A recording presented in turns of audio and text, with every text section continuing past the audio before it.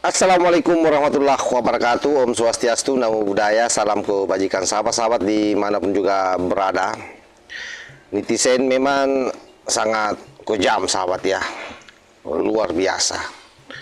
Begitu pandai menyusun narasi. Ada satu video yang saya temukan, di mana di sana dinarasikan bahwa istri sang pengacara cerdas itu marah, ngamuk-ngamuk dia. Seperti itulah gambaran di dalam narasi itu. Dan sesungguhnya saya harus akui bahwa ini sangat imajinatif. Dia bisa menggambarkan betapa hal itu seandainya betul-betul kejadian, bagaimana seorang istri melampiaskan kemarahannya, dan itu dinarasikan dengan bagus. Saya sendiri tidak percaya sekali lagi bahwa ini adalah hal yang benar. Tetapi apa yang dinarasikan di sini memang sungguh-sungguh seperti sesuatu yang kedengarannya benar. Luar biasa lah. Tapi sekali lagi sahabat-sahabat sekalian, bahwa isu ini memang begitu sangat viral, menyita perhatian banyak orang, dan bahkan banyak meme-meme yang berseliweran di media sosial. Semua mengarah ke sana. Nah, itulah hebatnya netizen ya. Makanya jangan pernah bermain-main di media sosial kalau tidak mau menjadi pembahasan. Karena hari ini saya melihat situasi yang ada dalam konteks dunia digital ini, orang tidak perlu benar atau salah.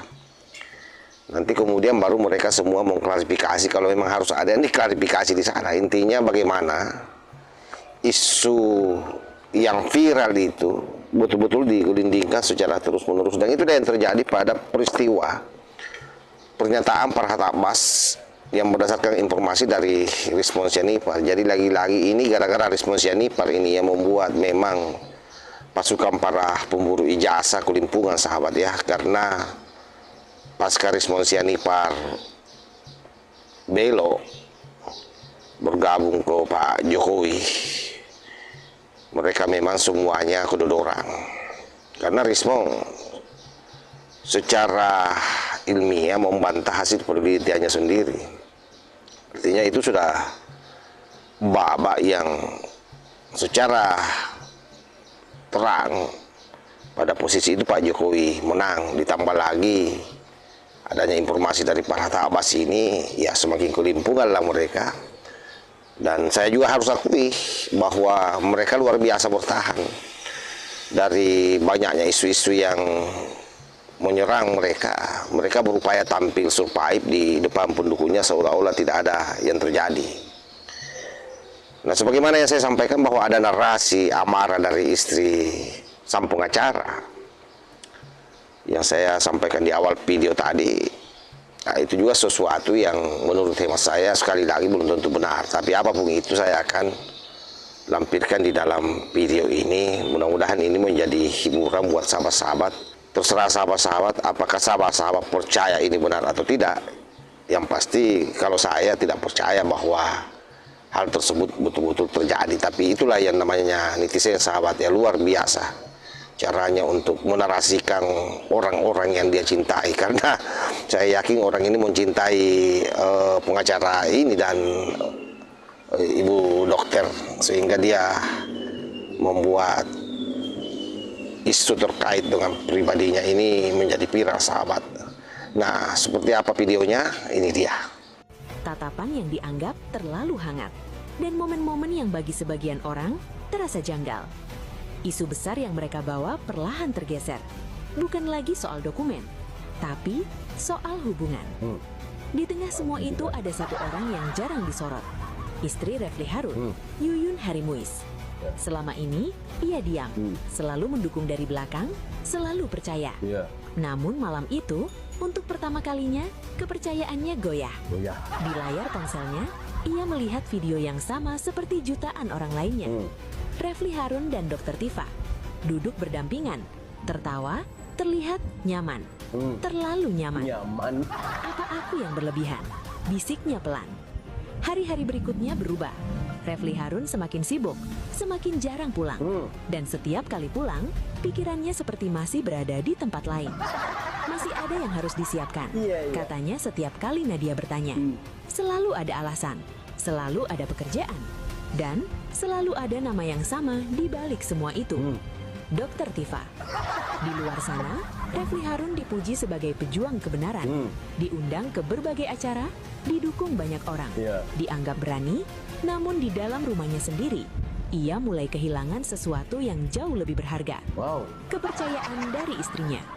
Skandal itu mungkin tidak pernah benar-benar terbukti, atau mungkin tidak pernah benar-benar terjadi seperti yang dibayangkan publik. Tapi satu hal pasti, ketika batas antara profesional dan personal mulai kabur, ketika kepercayaan mulai retak, maka yang hancur bukan hanya reputasi, tapi juga rumah yang dibangun dengan cinta. Dan di balik semua sorotan, semua debat, semua kebenaran yang diperjuangkan, jadi jatuh temponya itu sehari sebelum Dr. Tifa ulang tahun. Dia tahu.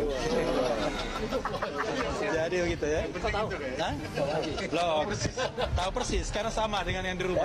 Bisa aja lu ngeles. Jadi Bisa aja dia ngeles ya.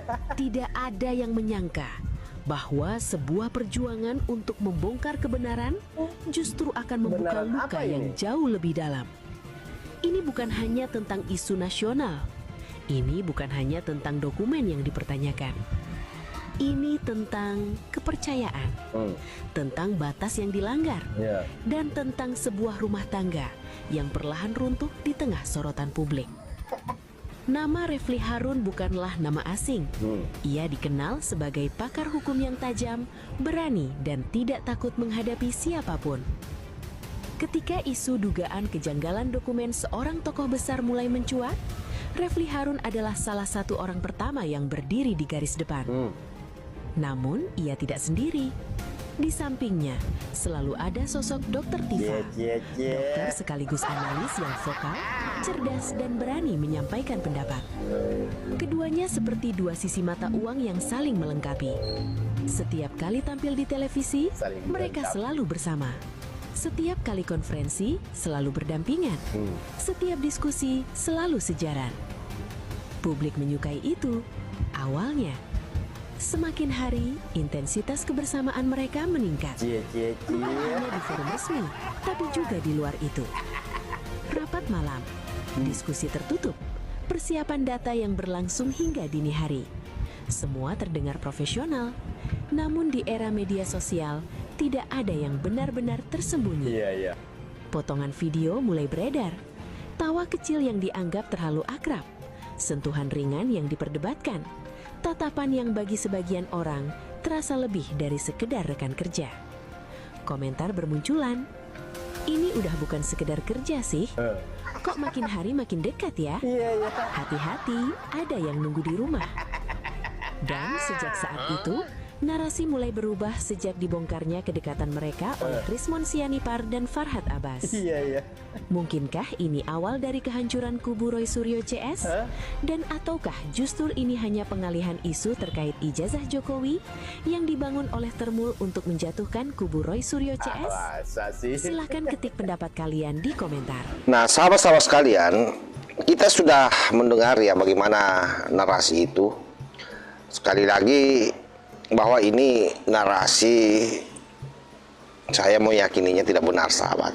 Tapi apapun itu, ini adalah sebuah kreativitas dari netizen yang luar biasa viral di kanal-kanal TikTok, dan bahkan sudah ada YouTuber juga yang meng-up ini. Luar biasa menghibur kita semua. Tetapi terlepas dari itu, bahwa memang isu ini isu yang sangat viral, yang seyogyanya harus ditanggapi memang secara serius oleh pihak yang terkait. Dan sekali lagi bahwa kejadian ini dipicu dari Rismon Sianipar yang memberitahu ke Farhad Abbas menurut pengakuan Farhad Abbas, dan itu rekamannya memang ada terkait soal isu adanya hubungan ya yang membuat narasi ini muncul ke permukaan. Oleh sebab itu, sahabat-sahabat sekalian, sekali lagi banyak orang yang menganggap kenapa ini dikapitalisasi, padahal ini adalah masalah pribadi. Nah, kita juga mau menegaskan bahwa apa yang terjadi terhadap Pak Jokowi ketika dipersoalkan ijazahnya itu kan juga urusan pribadi. Bahkan soal penyakitnya dihina-hinakan oleh dokter Tipa, kuburan orang tua Pak Jokowi di-spill, dihina, dan bahkan mereka siaran langsung di makamnya. Itu kan semua pribadinya Pak Jokowi itu. Apalagi kan Pak Jokowi dalam posisi tidak lagi sebagai presiden, sahabat. Makanya menjadi aneh ketika banyak orang yang kemudian seolah-olah ideal melihat persoalan ini, padahal dari awal memang sudah tidak ideal. Dan kita tidak bisa melarang netizen berkreasi. Sebagaimana video yang saya tampilkan itu kan kreasi netizen. Itu adalah merupakan dorongan, pikiran, dan perasaan mereka yang dia harus lampiaskan terhadap orang-orang yang melakukan pemulihan secara nyata terhadap Pak Jokowi dan keluarganya. Jadi sah-sah saja sebenarnya dalam dunia digital kalau itu memang dilakukan oleh netizen, apalagi para pencinta Pak Jokowi ya.